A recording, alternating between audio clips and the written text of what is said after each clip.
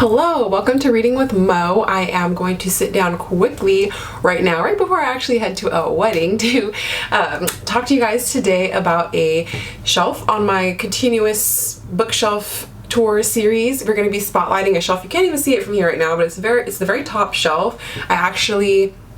I'm going to be splitting it in half because there's a lot of books on there and I don't want this video to be super long, especially when I don't have a lot of time to sit down right now. So I actually chose 3 books from that shelf already to put on my TBR for this month. So I won't make you guys wait until the end. I'm actually just going to show you them now.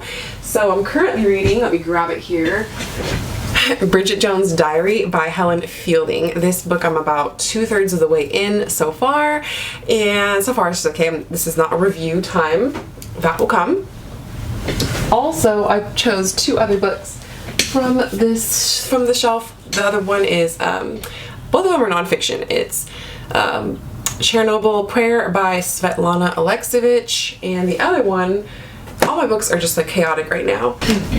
The other one is another nonfiction book, and that is The Color of Law by Richard Rothstein. This one, I think I'm about like 20% into this one so far, so I'm pretty sure I'll be able to finish these 2 by the end of the month. This one's kind of up in the air. I am very busy and I'm going to attempt it, but we'll see.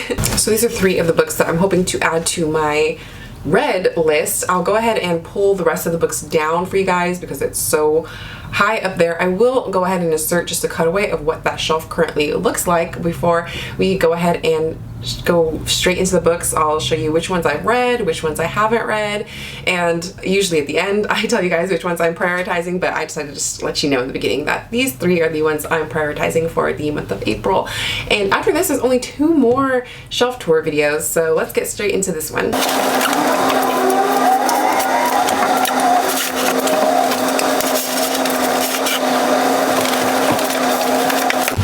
So first up, we have an ARC I received of How Beautiful We Were by Mbolo Ambwe.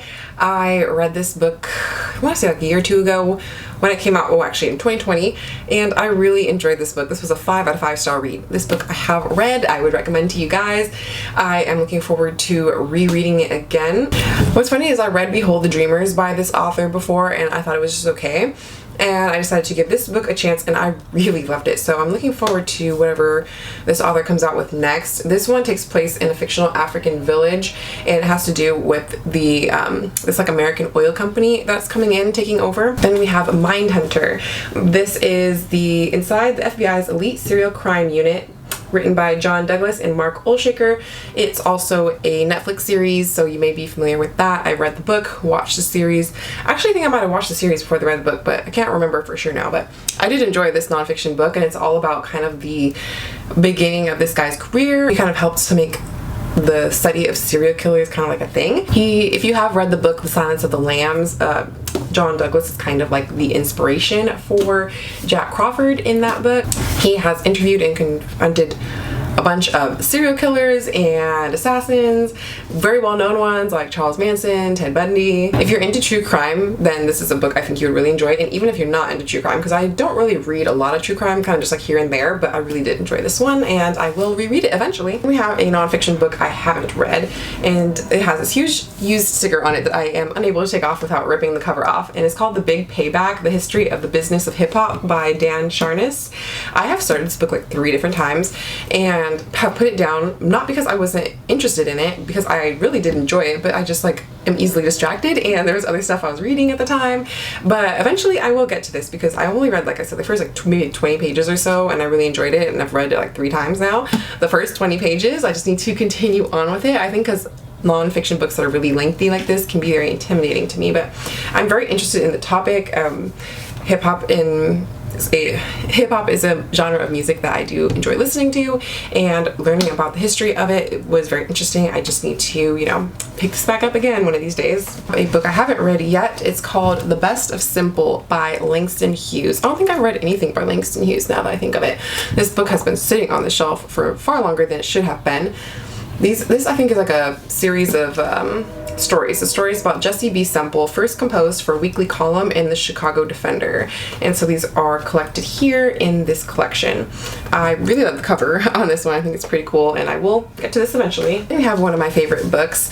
This is probably like one of my favorite parts of doing this series, is just been able to remember some of my favorite books that are on my shelves that I want to reread in the future, and that is White Oleander by Janet Fitch. This book I have reread at least 3 or 4 times over the years, and I'm looking forward to rereading it again because it's been a long time since I have read it. This book is the book that made me fall in love with Janet Fitch's writing. I wish so badly that she had more books out there that we could read. But until then, I just keep rereading the same ones that she's already published. I think there's one I haven't read yet. It's the sequel to The Revolution of Marina M, which I believe is on the other side of my shelf. This book was also a Oprah's book club pick. I enjoyed it. It's about like a single mom and her relationship with her daughter, and they kind of have more of a rough life, and I really enjoyed this. I would recommend to you guys for sure. Then we have a book I've read called The Citizen, an American Lyric by Claudia Rankine. I read this book quite some time ago, and also I forgot to mention all of the books at the top of my shelf are books that have white spines, and then they kind of like fade into books that have like tan colored spines. Just a side note. But anyway, back to this book. It's a poetry / like essay collection. I think there was like some pictures in here as well. To be honest, I don't really hugely remember a lot about this book, and it's probably one I need to either reread or see if I want to even keep on my shelves anymore, just because I don't really have any strong impression after reading it. We have The Bell Jar by Sylvia Plath. This book I'm actually going to be unhauling, not because I didn't like it, but because I actually have a book that has like all of her writing in it, so I don't really need this one separately. I have read The Bell Jar a few times over the years, at least like 2 or 3 times, and this is her only novel, originally published as a pseudonym in 1963.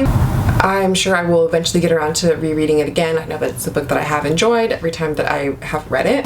Then we have a book I really need to reread, and it's called Calling Me Home by Julie Kibler. I purchased this book back when I was like super obsessed with buying every book from Target. Every time I would go there, I would buy something, and I remember reading this book and really enjoying it, but this would have been years ago, so I don't know if it really is going to hold up to what I currently like to read. Like if it's still, like this book was published in 2013, so about 10 years ago now, so I don't really know if it holds up to, I think I gave it a 5-star rating at the time, but I don't know if I were to reread it, if I would still feel the same, so for now it's staying on the shelves until I give it another chance. Then we have a few 5-star reads coming up for you guys. The first is The Return by Hisham Matar. This was a non-fiction book, and it was following a son and his father.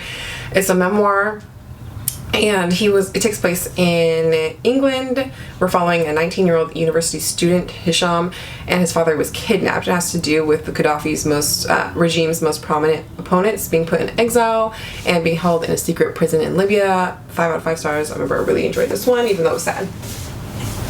And then another book I really enjoyed was Everything I Never Told You by Celeste Ng. Not really crazy about the cover on this one, but I remember reading this book and similarly like just fall in love with Celeste Ng's writing. This was actually a debut novel, which is crazy because I love this one so much, and this one is following a family whose daughter, at the very beginning of the book you find out that she's dead, and then kind of watching the family crumble and kind of like how this affects every member of the family differently. And also there's like that undertone of the mystery of like what happened, how did this happen, how did she die. I really enjoyed this one. We'll definitely reread it in the future. Then we have Eleanor and Park by Rainbow Rowell. I remember I really enjoyed this book when it first came out, which was, I don't know, let's look back and see what year this was. This was also 2013. I would have been like 19 or something. I think my parents like got me this at Costco. This is like a collector's edition they had. Also a Fangirl, they had it there too, and it has like these different like fan art pictures inside. But since then, I have not reread it. I know that there's been a lot of controversy surrounding Rainbow Rowell, and especially I think with this book how she's depicted some of her characters and things she said. I haven't really looked super much into it lately, so I can't really like be authoritative to tell you guys all of the tea on that, but I do want to reread this book, but I also know that there's just like, you know, some controversy and stuff, so I'm kind of like on the fence about it. I am curious about rereading it though, and seeing if I even still enjoy it for what it is still, or if like my reading taste has changed. I'm just not really into it anymore. Then we have The Nickel Boys by Colson Whitehead. I gave this book, I think, 5-star rating as well. This book I enjoyed so much, and it definitely was a sucker punch of a book, and it's a slim book. It's not very long, but it's following like based around these true stories of kind of like during the civil rights movement there were these like reform schools that kids could be sent to, and we were following two kids during this like Jim Crow era at a reform school in Florida. And yeah, this book, highly recommend. It's definitely one of my go-to recommendations when people ask me for books. Then we have Luster by Raven Leilani. This is a Waterstones exclusive edition, so it's signed and has these orange sprayed edges. I know some people love this book, some people hate it. I actually enjoyed it.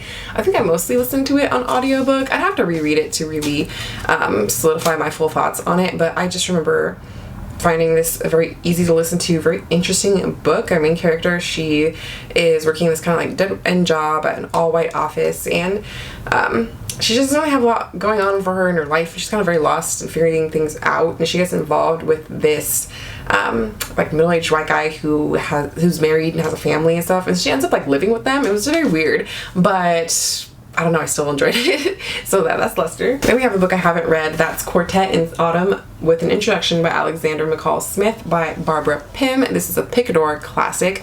I have not gotten to this one yet. It's a very tiny little book here. This one takes place in 1970s London, and we're following a few different women who are suffering from the same problem of loneliness. It's supposed to have some humor to it, and we're following their day-to-day lives.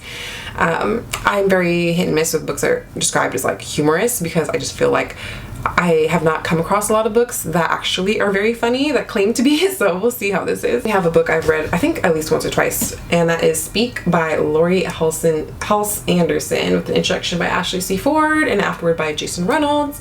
I know that this book, I think, was assigned like in high school for people to read. My school never assigned me to read it, but I did end up reading it on my own after, and it's like described as like a modern classic. This book was published a few decades ago, and it's following the voice of a sexual violence survivor.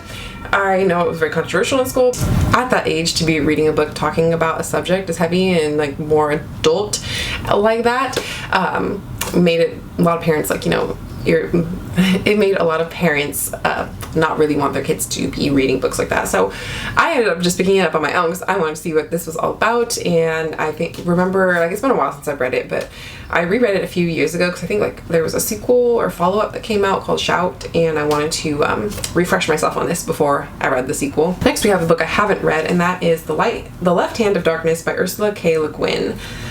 This is a fantasy book, and other than that, I don't really know too much about it. Don't really want to know much more than that going into it. I think I have attempted some Ursula K. Le Guin books before, but I'm blanking at the moment. This is specifically like the 50th anniversary edition. It's a cute little paperback. Then we have Salt Slow by Julia Armfield. This is a short story collection, and I remember really enjoying it. It's a short story collection I want to revisit so I can kind of like pick out which ones were my favorites from it. Then we got a book I was sent by Harper Perino for review that unfortunately I have not read yet, and that is The Cheneysville Incident. This is the 40th anniversary edition by David Bradley.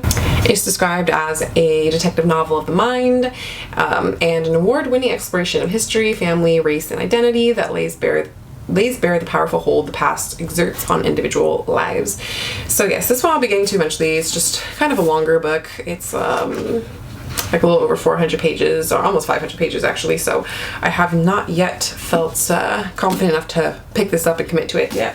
Now we're on to our final stack of books, and these books are actually all published by Picador. If you can see here, the 40th anniversary collection. I think they do these like, I don't even know honestly how often, but they all have similar cover designs.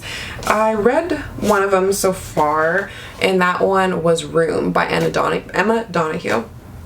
And I unhauled it because I just didn't really care for that book that much. And then I'm reading Bridget Jones' Diary right now, which I mentioned at the beginning of this video, and so this is the cover on this one. So I'm trying to start getting through these because I've had these on my shelves an embarrassingly long amount of time. So I'll go ahead and show you the rest of them. There's only one other one that I've read, and that is The Lovely Bones by Alice Sebold. I do want to reread this book and see if I want to keep it on my shelves. I watched the movie for it like forever ago when it came out. And now I can't really remember the book though too much. So yes, the rest of these I have not read, so I'm not going to really give you guys too much of a synopsis on what they're about because I haven't read them yet. And this was back in my just book collecting era where I was buying all sorts of special editions of stuff, even if I hadn't read fully or looked fully into the synopsises of the books. I would just like buy the whole collection. I I'm glad I don't have that habit anymore, but yes, this is a leftover relic from that era of my book buying career. So we have The Savage Detectives by Roberto Bolaño. Also, let me know if you guys think if any of these I mentioned I should prioritize, which one I should prioritize like the next, because I know I'm going to try to read like at least one every like month or two to start getting through these. And we have Dirt Music by Tim Winton, and I have The Line of Beauty by Alan Hollinghurst, All the Pretty Horses by Cormac McCarthy. Oh, which is funny, I didn't even realize because I actually just read a Cormac McCarthy book, I think like last year or the year before. Then we have American Psycho by Bret Easton Ellis. This was actually the one I was gonna choose to read this month, but then I don't know, Bridget Jones' Diary kind of just like pulled me in more so than this one, but I'm thinking this is one I want to prioritize next. Then we have The Sea by John Banville, Last Orders by Graham Swift, and then last but not least we have Mother's Milk by Edward St. Aubin. So those are all the books that are currently living on the left half of the top shelf of my bookshelves. Altogether, this was 30 books that were on that shelf. I'm going to count up how many I have read and how many I haven't read, and I'll get back to you guys. So currently, I have read almost exactly half of the books on this shelf. I've read 14 of the 30 that are on this shelf. Hopefully, by the end of this month, if I read the other 3 books that are on my TBR, then I will be at 17. And then I will actually have read more than half of the books that are on this shelf. So all in all, I think that's pretty good. I do have some longerish books, but I do have some short books as well I could get through on this shelf. Half percentage isn't too bad, I guess. I honestly can't even remember what the percentages were on my other videos. I would have, on the other videos for my other shelves, I would have to go back and like rewatch to remember. So I hope you guys enjoyed getting this peek into one of these shelves on my bookshelf. Let me know if there's any books that you think I should prioritize that I mentioned that I haven't read. So there's only 2 more left. Like I mentioned, we're going to be doing the right side of the top shelf next month, in the month of May, and then in June we'll be doing my series bookshelf, and then after that I'll finally be able to reorganize all my bookshelves, and I do want to purge some books off my shelves as well. So this is definitely helping, giving me an idea of which ones I may want to do that with. I'm actually thinking of moving my bookshelves completely away from this wall onto the other side of my bedroom, just because it's been like kind of the same for almost 2 years. At that point it will have been 2 years, and I'm kind of just wanting to switch things up a little bit, you know, keep things fresh. So we'll see, that'll be a project for another day. Anyways, thanks for tuning in today. Don't forget to like, comment, subscribe, all that good stuff, and I'll see you guys next time. Bye.